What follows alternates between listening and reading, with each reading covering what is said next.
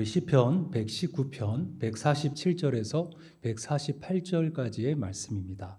147절에서 148절까지 말씀 우리가 함께 합독하도록 하겠습니다. 내가 날이 밝기 전에 부르짖으며 주의 말씀을 바라싸우며 주의 말씀을 조용히 읊조리려고 내가 새벽녘에 눈을 떴나이다. 아멘. 오늘 본문의 말씀을 통해서 머무름의 자리라는 말씀의 제목으로 우리 함께 은혜 나누겠습니다. 우리 함께 옆에 계신 성도님들 보시면서 이렇게 인사했으면 좋겠습니다. 머무름의 자리로 나아갑시다. 아멘. 내가 사자이든 가젤이든 마찬가지다. 해가 떠오르면 달려야 한다. 유명한 자기계발서 마시멜로 이야기의 한 대목입니다. 아프리카의 가젤은 아침에 일어나자마자 뛰어야 합니다. 사자보다 빨리 뛰지 않으면 이 사자 밥이 되고 맙니다. 현대인에게 역시 뛰지 않으면 안 된다 이런 말은 저항할 수 없는 진리와 같습니다. 그러나 이 말에는 두 가지 결정적인 요인이 간과되었습니다. 먼저는 우리가 가젤이 아니라 사람이다라는 것입니다. 기계와 동물은 한순간의 머뭇거림도 없이 움직여야 하지만 인간은 걷고 뛰되 생각해야 합니다. 다른 하나는 속도와 방향입니다. 가장 빨리 달린들 방향이 틀리면 헛수고입니다. 방향에 대한 숙고 없는 속도는 패망의 지름길입니다. 효율성에 대한 집착과 결과를 즉각 얻고자 하는 이 조급함이 우리의 삶을 뒤죽박죽으로 만들곤 합니다. 현대사회에서는 성과를 위해 저마다 자기 자신을 닥달합니다. 시대마다 고유한 질병이 있는데 오늘날 우리는 남이 아닌 내가 스스로 못 살게 구는 병을 앓고 있습니다. 원하는 성과와 결과를 내기 위해서 잠깐의 쉼도 없이 스스로를 채찍질합니다. 비단 나 자신만이 아니라 우리 사회 전체가 그런 결과를 강요합니다. 대안은 머무름의 기술입니다. 현대인들은 목표를 향해 무한 질주를 하고 머무름을 따분하게 여깁니다. 하지만 무작정 뛰는 것은 동물과 다를 바가 없습니다. 결국 탈진하고 말 것입니다. 삶의 충만함은 지속적으로 머무는 데 있습니다. 여기서 머무름은 아무것도 하지 않는 상태를 의미하지 않습니다. 머무름은 사색, 더 정확히 말해 말씀 묵상을 의미합니다. 머물러 있다고 해서 아무것도 하지 않아야 하는 것은 아닙니다. 내가 날이 밝기 전에 부르짖으며 주의 말씀을 바라싸우며 주의 말씀을 조용히 읊조리려고 내가 새벽녘에 눈을 떴나이다. 시편 기자는 주님의 말씀을 바라며 새벽녘에 머무름의 시간, 머무름의 자리로 나아갑니다. 어느 그래서 본 것입니다. 이 유대인 중에는 치매, 정신병, 이 중풍병자가 거의 없다고 합니다. 그 이유는 무엇일까를 한번 생각해 보니 바로 말씀 암송에 있다는 것이죠. 물론 사실을 확인해 보지는 못했지만 분명히 확실한 것은 그들이 어려서부터 가정에서 율법서, 즉 모세오경을 소리내서 읽고 듣고 또 암송한다는 것입니다. 그래서 웬만한 유대인들은 이 모세오경이 친숙하고 또 많이 암송한다는 것이죠. 그들은 유명인이나 부자를 알아주지 않습니다. 우리가 잘 아는 유명한 영화 감독 스티븐 스필버그나 과학자 아인슈타인 같은 사람이 유대인인데 이런 유명한 감독이나 과학자보다 말씀을 잘하는 사람을 최고로 쳐주는 것이죠. 그래서 유대사에서 가장 존경받는 인물은 바로 말씀 교사인 랍비입니다. 주님 당시 많은 유대인이 나사렛 벽청 출신의 이 가난한 목수였던 주님을 그토록 놀라며 따른 이유도 바로 여기에 있는 것이죠. 이는 그의 가르치시는 것이 권위 있는 자와 같고 그들의 서기관들과 같이 아니함일러라. 우리 기독교에서도 유대인과 비슷한 삶을 살았던 사람들이 있습니다. 바로 청교도입니다. 그들 역시 자녀 교육을 굉장히 중요하게 생각했는데 그들의 교육 목적은 이 말씀 공부에 있었다는 것입니다. 그들은 14살 때까지 어머니가 이 다른 직업을 갖지 않고 집에서 아이에게 성경 암송을 시키고 성경 공부를 시켰다는 것입니다. 인사를 해도 말씀으로 심령이 흠뻑 젖기를 바란다. 혹은 말씀으로 너의 마음을 가득 채워라. 이런 뜻을 가진 saturated라고 인사를 했다는 것입니다. 그 의미가 무엇이냐? 흠뻑 젖어서 넘치는 것을 뜻합니다. 즉 안에서부터 가득 채워서 밖으로 흘러 넘치는 모습. 이렇게 말씀을 심령이 가득 채워서 흘러 넘치도록 사는 것을 인생 최고의 목적으로 삼고 살았던 사람들이 바로 청교도들입니다. 우리도 주님의 말씀에 흠뻑 젖어서 말씀이 흘러 넘치시기를, 또 주님의 복에 흠뻑 젖어서 이런 주님의 복이 넘쳐 흘리시기를 주님의 이름으로 축원합니다. 성경에서 가장 긴 장이 오늘 읽은 본문의 시편 119편입니다. 몇 가지 특징이 있는데요. 우선 이 22개의 히브리어 알파벳 순서를 따라서 시편이 지어졌습니다. 그리고 8절씩 나눠집니다. 우리가 자세히 시편 119편을 보게 되면 이 동그라미 부호로 8개씩 끊어진 것을 보게 됩니다. 22개의 단락으로 시편이 구성이 되어져서 시편 119편이 가장 긴데 몇 절이냐라고 묻는다면 22 곱하기 8을 기억하시면 되는 것이죠. 그러면 176절이 나옵니다. 말씀을 뜻하는 여러 유사어를 사용해서 거의 모든 구절에 이 말씀과 관련된 단어가 나옵니다. 이 119편의 주제는 그래서 한마디로 말씀 예찬이다라고 이야기할 수 있습니다. 이 시편 119편의 두 번째 단락에서 우리는 이 시편의 핵심 단어를 발견할 수 있습니다. 그것은 바로 기쁨이고 행복입니다. 이 기쁨과 행복은 주님과의 친밀함을 누릴 때 누리게 되는 복입니다. 주님이 곧 기쁨이고 행복이시기 때문이죠. 주님은 우리에게 잃어버린 에덴, 이 에덴은 기쁨과 행복이라는 뜻을 갖고 있습니다. 이 에덴을 회복시켜 주신 분, 우리에게 에덴을 가져다 주신 분이기 때문입니다. 이 말은 곧 말씀과 주님과의 친밀함이 깊은 관련이 있다는 뜻입니다. 말씀이 곧 주님이시기 때문입니다. 우리가 읽지는 않았지만 11절에서 이것을 잘 보여줍니다. 내가 주께 범죄하지 아니하려 하여 주의 말씀을 내 마음에 두었나이다.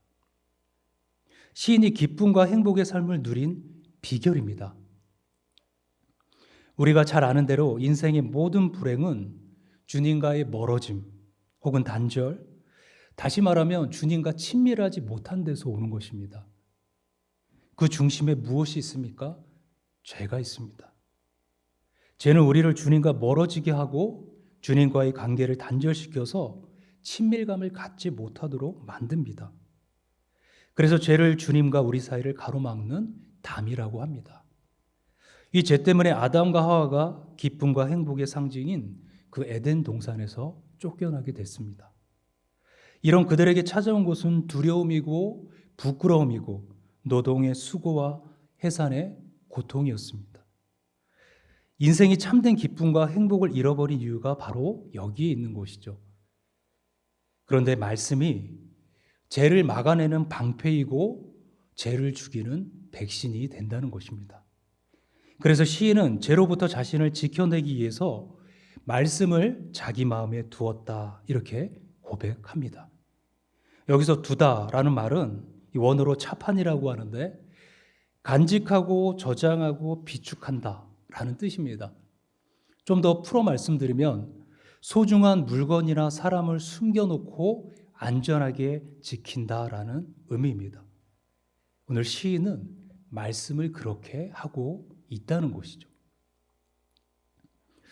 그러면 말씀을 어떻게 마음에 간직하고 차곡차곡 저장하고 비축할 수 있을까? 어떻게 말씀을 마음에 둘까? 그것은 바로 묵상입니다. 계속해서 묵상하는 것입니다. 본문의 표현에 따르면 조용히 읊조리는 것입니다. 예전 개역 성경에서는 이것을 묵상이라고 번역했었습니다. 이것이 더 가게 되면은 암송이라는 의미로 발전하게 됩니다. 말씀의 의미를 생각하면서 계속 암송하는 모습을 보여주는 것이죠. 원어적인 의미에서 보면은 재밌습니다. 이것을 하가라고 하는데 비둘기가 하루 종일 구구구구 하고 돌아다니는 그 모습, 하루 종일 읊조리는 그 모습이 바로 이 하가라는 말입니다. 조용히 읊조리는 것, 계속해서 작은 소리로 읊조리는 것, 하나님의 말씀을 계속해서 이야기하는 것, 그것이 바로 묵상이라는 것이죠. 그렇게 보면 이 성경 묵상을 통해서 암송이라는 의미가 그렇게 나왔다라고 볼 수 있습니다. 말씀을 계속 읊조리다 보니 말씀이 암송까지 되는 것이죠. 암송을 위해서 말씀을 본다기보단 말씀 묵상을 통해서 읊조리다 보니 암송까지 되어지는 결과가 나오는 것이죠. 이렇게 말씀을 조용히 읊조리는 것, 작은 소리로 읊조리는 것, 그 계속적인 묵상이 말씀을 우리 마음에 드는 것입니다. 말씀을 마음에 간직하고 차곡차곡 저장하고 비축하는 것입니다. 그리고 이것이 성숙한 성장을 위해 주님과의 친밀감을 쌓는 바로 우리에게 가장 중요한 절대적인 비결인 것입니다. 그렇습니다. 말씀을 가까이 하는 것이 주님을 가까이 하는 것입니다. 말씀을 사랑하는 것이 주님을 사랑하는 것입니다. 말씀을 소중히 여기는 것이 주님을 소중히 여기는 것입니다. 말씀과의 친밀함이 주님과의 친밀함을 결정합니다. 즉, 말씀에 대한 태도가 주님에 대한 태도를 결정짓습니다. 수많은 경건한 믿음의 사람들이 말씀을 사랑하고 말씀을 사모하고 말씀을 소중히 여기고 말씀을 가까이 한 이유가 여기에 있는 것입니다. 그러므로 말씀을 계속 묵상하고 말씀을 마음에 두는 것이 주님과의 친밀함을 결정짓습니다. 이와 같은 친밀함을 통해서 성숙한 영적 성장이 이루어지는 것입니다. 그러면 어떻게 말씀을 계속 묵상하여서 마음에 둘 수 있을까요? 그것은 바로 말씀의 가치를 알아야 가능합니다.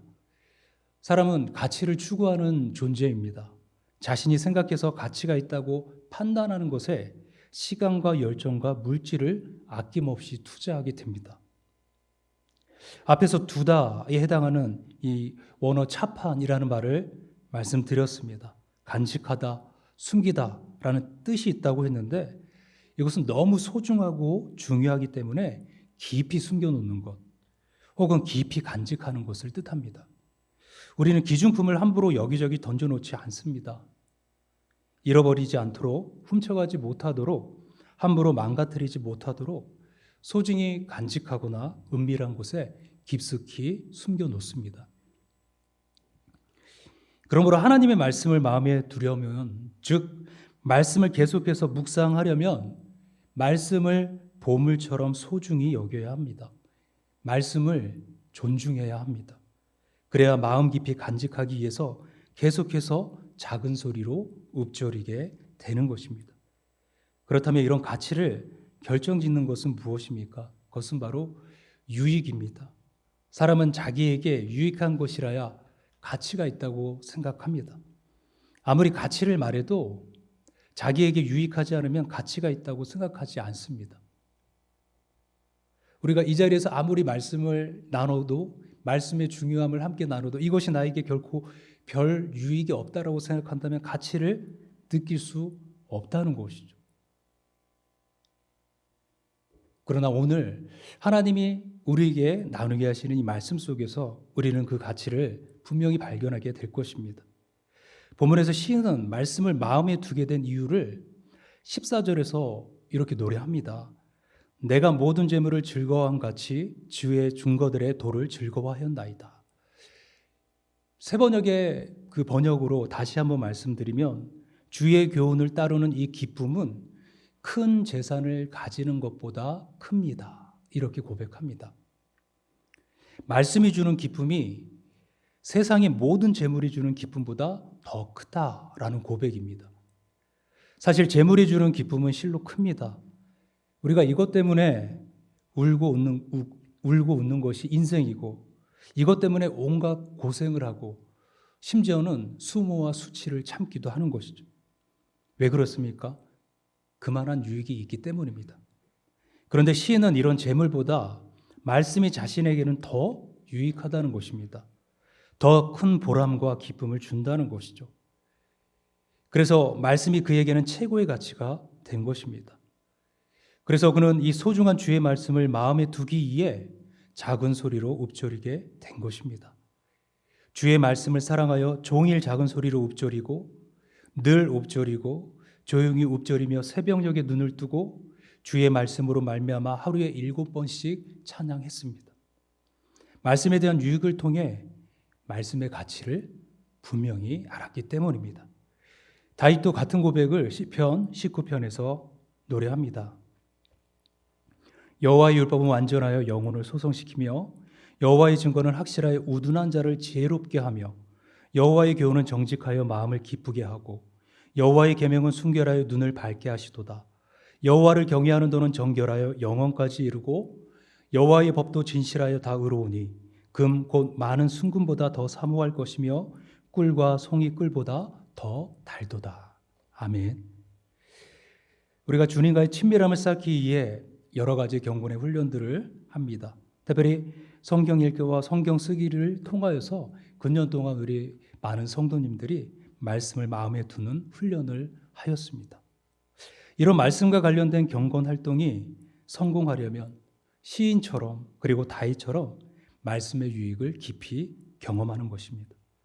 여기는 우리의 선수적인 태도가 적극적인 태도가 필요합니다. 사랑하는 마음을 품고 말씀을 계속해서 묵상하는 것입니다. 말씀 묵상을 통해서 말씀의 은혜와 능력을 경험하고 구원의 생명과 확신 그리고 기쁨과 치유와 감사 그 가운데 우리에게 주시는 행복을 다양한 말씀의 유익을 통해서 경험하는 것입니다. 이런 경험은 더욱 말씀 묵상에 우리를 집중하게 합니다. 이것이 순환적으로 작동되게 되고 이런 순환 과정을 통해서 마치 물결처럼 우리의 삶으로 확장되어져서 퍼지게 되는 것이죠. 이와 같은 영적 순환작용을 통해 우리는 주님과의 친밀도를 높여가는 것입니다. 오늘 말씀을 통해서 우리의 경건한 습관이 말씀 묵상을 통해서 우리 주님과 더욱 친밀하게 동행하여서 성숙한 영적 성장을 이루어 가시는 우리 모든 주님의 자녀들 되시기를 주님의 이름으로 축원합니다. 함께 기도하겠습니다. 살아계신 하나님 아버지 감사합니다. 시간이 너무나 빠름을 우리가 다시 한번 경험하면서 하나님 우리의 삶의 자리에서 바쁘게 살아왔던 우리의 모습을 되돌아봅니다. 하나님 그 가운데 주님을 향한 주님 앞에 머무름의 자리가 있었는지를 돌아보며 새롭게 시작되는 시간들 속에서 이제 주님과의 그 시간들을 우리가 기대하며 소망하며 주님의 말씀을 묵상하며 우리의 마음의 자리에 깊이 두어 하나님 주님과 동행하는 기쁨을 누릴 수 있는 우리 모든 주의 자녀들 되게 하여 주시옵소서. 감사드리며 거룩하신 예수님의 이름으로 기도합니다. 아멘.